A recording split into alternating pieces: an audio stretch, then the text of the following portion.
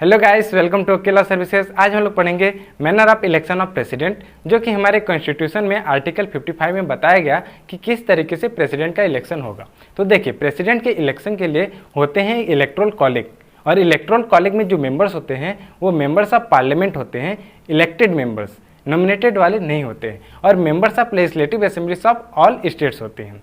अब देखिए, जो एमएलए और एमपी हैं, एमपी बोले तो मेंबर ऑफ पार्लियामेंट, ठीक ना, एमएलए बोले तो मेंबर्स ऑफ लेजिस्लेटिव असेंबलीज। अब जो एमपी और एमएलए हैं उनकी वोट की वैल्यू अलग अलग है, और हर एक स्टेट की एमएलए की वोट की वैल्यू अलग है। लेकिन एमपी की क्या है, मेंबर्स ऑफ पार्लियामेंट की क्या है, उसकी वैल्यू अलग है, लेकिन सारे मेंबर्स की वैल्यू एक है। लेकिन एमएलए में क्या होता है, हर एक स्टेट के एमएलए की वैल्यू अलग होती है। कैसे अलग होती है, देखिए, एमएलए की वोट की वैल्यू निकाली जाती है इस फॉर्मूले से। फॉर्मूला है total population of that state divided by total MLA, ठीक ना, एमएलए की सीट जितनी होगी उस स्टेट में, डिवाइडेड बाय 1000। तो इससे आ जाती है आपकी एमएलए की वोट। देखिए, कॉन्स्टिट्यूशन में थोड़ा दूसरे तरीके से लिखा गया है, लेकिन जब आप सिंप्लीफाई करेंगे तो यही फार्मूला आपका निकल के आता है। उसमें इस तरीके से लिखा गया है कि पॉपुलेशन हो जाता है बीच में, एज अ डिविडेंड काम करता है, और डिवाइजर के रूप में आपका हो जाता है एमएलए सीट्स, मतलब टोटल एमएलए सीट, और कोसेंट में आपका हो जाता है 1000 इंटू, ठीक ना, 1000 इंटू डैश होता है, और उसी डैश को फाइंड करना होता है, ठीक, जो होता है वैल्यू ऑफ 1 एमएलए की वोट, ठीक ना, एक एमएलए की वोट। और इसमें देखिए, जो रिमाइंडर होता है, अगर रिमाइंडर आपका 500 से एबव होता है तो वैल्यू ऑफ वोट एक बढ़ा दी जाती है, ठीक ना।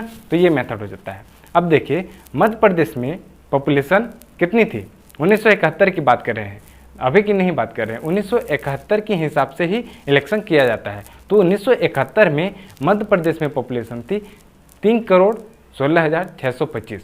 अब उसको डिवाइड करेंगे कि एमएलए की सीट कितनी थी, 230 डिवाइडेड बाई 230, फिर डिवाइडेड बाई 1000, तो आपकी वैल्यू आ गई 130.507। अब देखिए, 0.507 0.5 से एबव है, इसलिए कितना हो जाएगा, 131 हो जाएगा, क्योंकि यहाँ पे पूरे राउंड ऑफ वैल्यू लिखे जाते हैं। 131 हो जाएगा। अब 131 को वापस किससे मल्टीप्लाई करोगे, 230 से, ताकि आपके टोटल एमएलए की वैल्यू ऑफ वोट लिखन जाएगी, और टोटल एमएलए की वैल्यू ऑफ वोट लिखने की 30,130, ठीक ना, ये टोटल एमएलए की वोट्स हो जाती है। ऐसे ही हर एक स्टेट का आप वैल्यू ऑफ वोट लिखाएंगे, और हर एक स्टेट की जो एमएलए है उसकी वैल्यू ऑफ वोट अलग होगी। जैसे मध्य प्रदेश में कितनी लिखनी, 131 लिखनी, मतलब एक एमएलए की वैल्यू कितनी है, 131। वैसे ही हर एक स्टेट का अलग अलग लिखने का।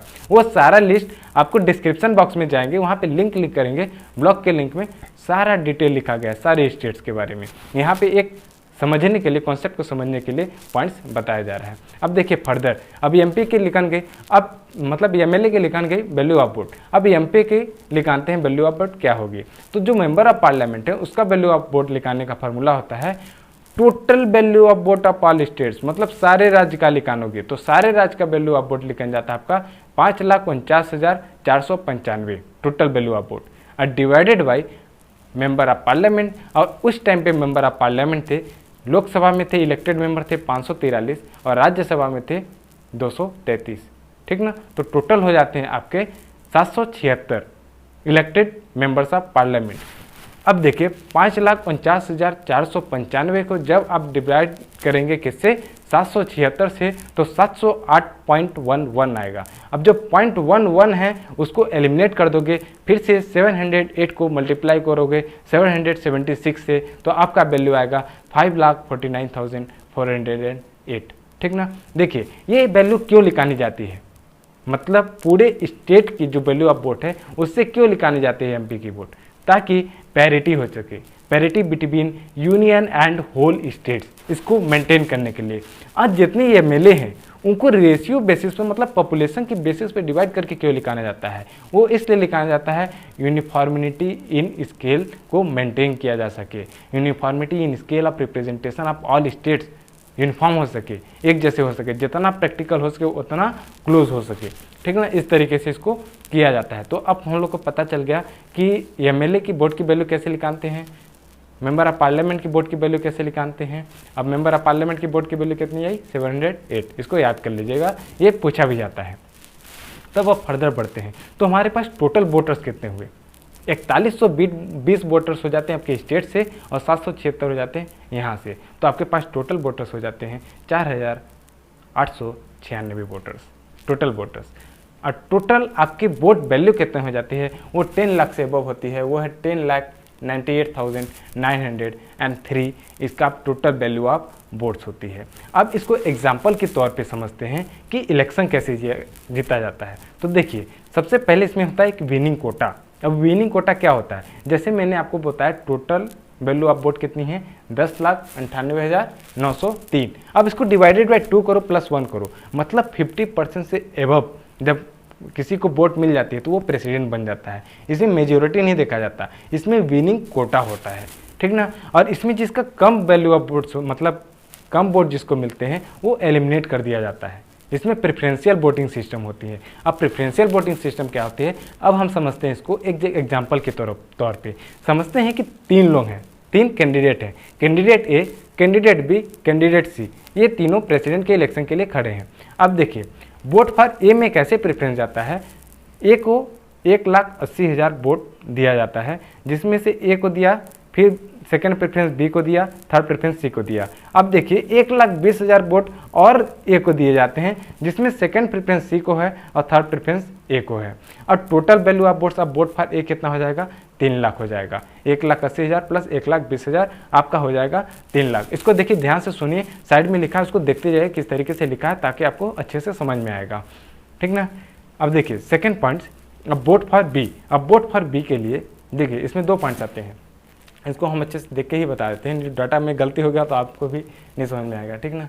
तो अब देखिए 1,50,000 वोट किस सीक्वेंस में चल रहा है, बी को दिए, फिर ए, फिर सी, 1,50,000। और उसी में 1,80,000 वोट किस सीक्वेंस में, बी, सी, ए के सीक्वेंस में। ये सीक्वेंस क्या है, प्रेफरेंशियल वोटिंग है कि वोट इसको जाएगा, मान लो ये एलिमिनेट हो गया तो सेकंड वाले को जाएगा, सेकंड वाला एलिमिनेट हो गया तो थर्ड वाले को वोट जाएगा। इस तरीके से प्रेफरेंस चूज किया जाता है।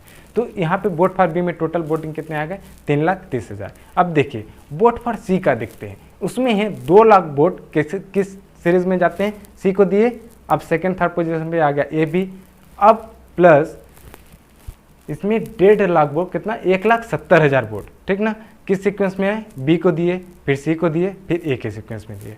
तो ये सीक्वेंस हुआ, सीक्वेंस साइड में देखते जाइए, तो टोटल वोट हुआ 3,70,000। और इसमें ये देखिए टोटल वैल्यू मान के चलते हैं कि 10 लाख वोटर्स थे, इसमें कितने थे, 10 लाख वोट वैल्यू थे, वोटर्स नहीं वोट वैल्यू थे, sorry for my word, vote value 10 lakh vote value है। और इसमें कोई भी 50% कोटा को पास नहीं किया है, नहीं किया ना, सब 5 लाख से कम है।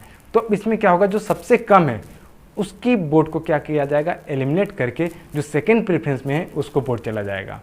तो अब देखिए जो वोट फॉर ए था उसके लाइन को देखिए, उसमें 3 लाख था, 3 लाख एलिमिनेट हुआ। 1,80,000 वाले में क्या सीक्वेंस था, ए बी सी का सीक्वेंस था, बी सेकंड पोजीशन पे था, मतलब 1,80,000 वोट अब बी को जाएगा। अब बी को जब 1,80,000 वोट जाएगा तो उसकी वोट हो जाती है 3,30,000 से बढ़कर हो जाती है 5,10,000 वोट हो जाती है। वहीं 1,20,000 वोट किस सीक्वेंस में था आपका, ए सी बी, मतलब सी में चला जाता है आपका 1,20,000 वोट। तो सी का वैल्यू कितना हो जाता है, 3,70,000 से बढ़कर हो जाता है 4,90,000। इसमें देखिए विनिंग कोटा कौन क्वालिफाई किया, बी ने किया, तो अब बी बन जाता है आपका प्रेसिडेंट, ठीक ना। ये देखिए स्टार्टिंग में सी के पास सबसे ज़्यादा वोट्स थे, लेकिन लास्ट में आते आते क्या हो गए, बी के पास वोट्स ज़्यादा है। ये होता है आपका क्या, कौन सी वोटिंग इसको कहते हैं, सिस्टम ऑफ प्रोपोर्शनल रिप्रेजेंटेशन, ठीक ना, सिस्टम ऑफ प्रोपोर्शनल रिप्रेजेंटेशन ये बताता है। और ये इसको और क्या बोलते हैं, सिंगल ऑफ ट्रांसफरेबल वोट, ठीक ना। मतलब देखिए यहाँ पे वोट्स की ट्रांसफर हो रही थी, अब समझ में आया सिंगल ऑफ ट्रांसफरेबल वोट क्या होती है, वोट्स की ट्रांसफर हो रही थी, जो एलिमिनेट हुआ उसका वोट्स ट्रांसफर हो गया दूसरे सीक्वेंस में। मान लीजिए और डाटा लेते तो और ज़्यादा हम इसको और डेप्थ में चला जाता, लेकिन फिर कंफ्यूज हो जाते हैं आप। इससे छोटा सा डाटा से आपको समझाया कि कैसे प्रेसिडेंट की इलेक्शन होती है, ठीक ना। तो देखिए इससे रिलेटेड और भी कॉन्सेप्ट समझना है और डेप्थ में जाना है, पूरे एमएलए की लिस्ट चाहिए, पूरे इसमें जितने रिसर्च वर्क है आपको नीचे दिए गए लिंक में आपको मिल जाएगा। सारा डाटा आप पढ़ लीजिए, पूरी फार्मूला भी लिखी गई है, वहाँ पे एग्जांपल भी लिखा गया है कि किस तरीके से इलेक्शन होता है, ठीक ना। ये होता है आपका बेसिक्स, हमने बता दिया कि manner of election of president कैसे होते हैं, ठीक। अब आप आगे जाके इसको देख लीजिए, अब ब्लॉग पे देखेंगे और अच्छे से समझ में आएगा। धन्यवाद, अब हम चलते हैं।